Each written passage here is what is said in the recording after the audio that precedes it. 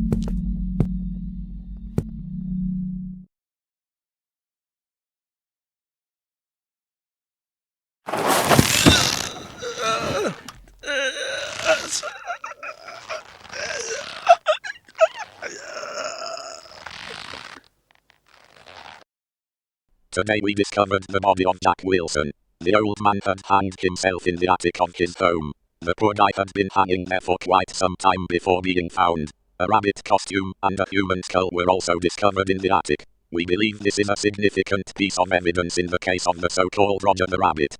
Moreover, this year became the first in which Easter in our village passed without any murders. No one was harmed, no missing person reports, no bodies, and except for Jack Wilson, we have strong reasons to believe that he was the killer. Unfortunately, questioning the old man is no longer an option.